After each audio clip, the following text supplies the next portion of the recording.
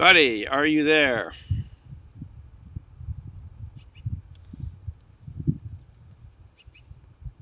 Buddy, I don't think we can.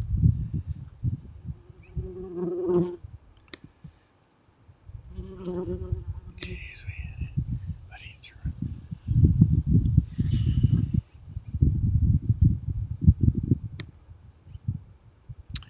1 second.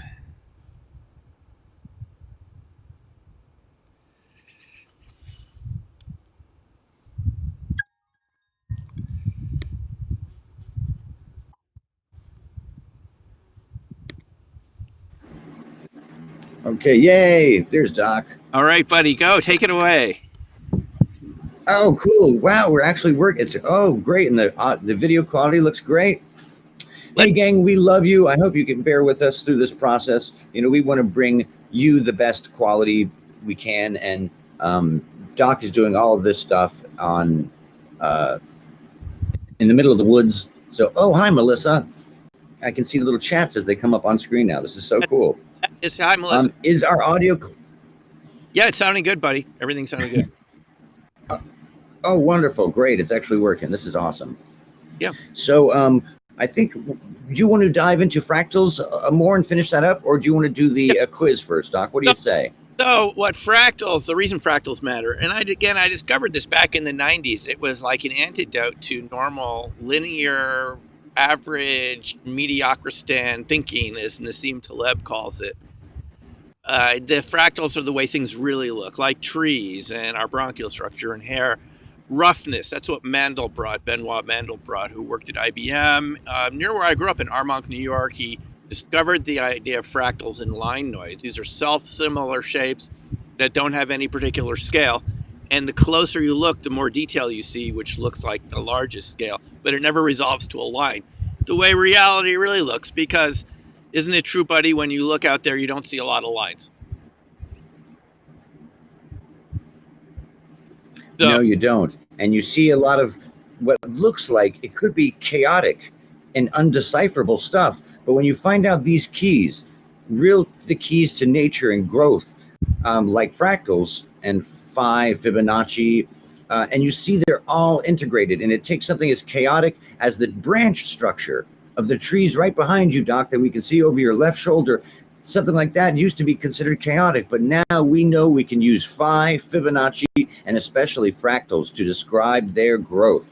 So we're really reading a lot of God's language, the creator's language, the creator's code, and we're getting deeper and deeper into what reality is. It's pretty heavy duty stuff, and it's a glorious exploration. Yeah, and Sleuth is asking a question here. Are fractals like texture? And yeah, they've got a roughness, they've got a texture, they're reality. Fractals are reality. And we were saying last week 2 interesting points. Fractals are how nature gets a large amount of surface area into a finite space, because that's how you can connect a lot, get a lot of energy, like photosynthesis and the sun. And, you know, our bronchial structure in the space of our body, it's a lot of surface area getting air, oxygen, right, in the branching structure within our lungs. And in the veins, how do you get blood to every little place in the body? You keep splitting it off like rivers. And so these structures, which in this book, you know, are mathematically created like this, but nature approximates that, and we weren't taught this in school, folks. No wonder we can't understand these phenomena that we study, remote viewing and resonance and UFOs and balls of light and UAPs. It's because we were taught to think along lines, but reality is working along these branches of fractals. And the other function of that, as we were saying last week, buddy, is that fractals act like an antenna structure. And they give every big time, yes. Yeah, they give every particular object its own frequency, and it's how objects of a similar type probably communicate. There was an article, you know, the antenna within our phones are built around fractal structures. That's how you can get so many bandwidths within a finite structure. When I used to have a radio, shortwave radio, buddy, when I was a kid, you have a long antenna you string out to a tree, you know, from the house. Well, you can't do that with a cell phone. No, right. Sorry. So nature uses fractals, and this conversation we're having right now is being compressed with fractal algorithms to get a large amount of data through a finite bandwidth. It's So really fascinating to me, Doc. yeah. It almost seems like I can't find the bottom, a endpoint for fractals, which is part of the nature of fractals. They're a infinite kind of progression. But it's not only just in the growth, in the expansion that you see fractals. You can see fractals in the division of things. We were talking about last week how if we were fractals, we would look at the largest scales of the universe and the smallest scales of the universe, and we would appear to be roughly right around the center. And that is the case for any fractal, because fractals are growing in both directions. It's also in the division. And what's really fascinating to me about this, Doc, is it's not just in physical, tangible, living objects we see it, like trees. We don't just see it in trees. We see it in things like roads, cities, in the land structure of islands. There's so many ways it repeats, and even in very fascinating ways, over time, we've learned to compactify things and to divide them down and to put them together. Einstein brought together space and time, and we've brought together matter and energy, and we're finding that if you follow a fractal structure, it can give you hints as to not only things inside of our universe in terms of physical objects, but also into theoretical models like matter and energy coming together, and space and time coming together, and with people like us, reality and consciousness coming together. All of this stuff, you can keep bringing it down and down and down and down, and ultimately it's just that primary branch, that trunk that connects us all to the great fractal. So we are all connected in that great fractal, Doc. Yes, yep, that's all true. And there's even an idea that cosmologists, one of them wrote to me not too long ago, talking about the self-similar cosmological model, that at these vast scales of our universe, you find fractal patterns over and over again. Just think about the spiral arms of our galaxy and that phi ratio as the galaxy spirals out. That's built around self-similarity from the outer part of the galaxy to the inner part. And if you look at a lot of these constants and scales between galaxies and the structure of the universe, you find fractals popping up again and again. So it's the universal thing. It is. It's so cool, and I'm constantly finding new things about it. I saw an episode of PBS Space Time the other day, and it was talking about how the universe has all sorts of different kind of fractal elements. But not only that, if you look at the classic Mandelbrot set, there's the big, circle lobe, then there's the tiny top lobe. But if you turn this from 2 dimensions to 3 dimensions, that first little lobe is actually 2 lobes. And if you follow it sideways like a tree, it follows Fibonacci and phi perfectly. But also, as you follow fractals structures down like this, there are stability points.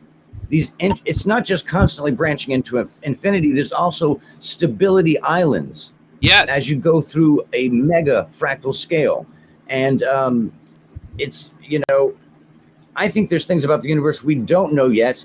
But when we do, oh, that's so gorgeous. That's so gorgeous. When we do, we're going to find out that the greatest superstructure we can find and the smallest microstructure, they're both going to be very fractal oriented. Right. And now the thing is, let's point out one thing, buddy. When fractals were discovered, they were described as monsters because nobody knew how to make sense of them and how to talk about them. And they're not the same as lines. And, maybe we should just get used to that. It's something you can approximate, but never completely nail down. A fractal, you never totally know what's going on. Anything can happen with a fractal. I mean, well, not anything, but you know what I mean? It can do unpredictable things. You kind of don't know exactly where the points are, but you know that it has a characteristic dimension. Like clouds, for example, have a characteristic fractal dimension. 1 point, 2.2, 2.3. Fractals, in a nutshell, before we get to the quiz, are between dimensions. They're between dimensions. Like a cloud is not a completely 3-dimensional object because the closer you go, the more space you see. So it doesn't completely fill dimensional space, which is why it's between 2 and 3 dimensions. A coastline of a country is not exactly 2-dimensional. It's between 1-dimensional line, 2-dimensional surface, because it doesn't completely fill the space. So coastlines have like a dimension of 1.6 or something. Mandelbrot used to use that coastline of England example. The closer you see it, the more you see, the landscape, and you get closer, you start seeing harbors and, the boats in the harbors. Eventually you go closer, you see the stand grains. So it never completely fills in. So it's between dimensions. And I always like that analogy here because I think, well, we'll get onto this in future discussions, but these phenomena, some of them seem to be between dimensions. And it's wonderful too, because no matter what part of the fractal you're talking about, it has a resonance. Yeah. And you can communicate if you can, like we know with tuning forks, if you can reach the right resonance of a target object, when you both become in resonance, there's a great deal of information and data that can flow. And I think, fractals they must have something to do with, the abilities of remote viewing that you and I cherish, or you being one of the finest teachers on the globe of Ingo's method, which I adore. And, this ability to see different times and spaces and connect non-locally to things probably has a fractal antenna element to it. I know that when I have a good relationship with someone, a good friend relationship with them, and I do a remote viewing for them, and we are resonating, the information flows incredibly well. Recently, I did some for who was at the time a stranger on Twitter, and wanted to test me, and we talked just a couple of times, and I felt instantly a resonance with the person. We have the same likes and the same philosophical beliefs. And then when we did he gave me just target numbers. That's it, nothing else. Totally blind target, and I got an incredibly accurate detail of a white cow. It was Hathor. Had a parchment kind of picture of Hathor. I got the parchment, I got the cow, I got someone kneeling next to it. I said kneeling, I'm getting this kneeling prayerful thing, and I'm getting these thin little vines, and they were thin little vines. There was such a great resonance between us fractal humans that the data came through really well.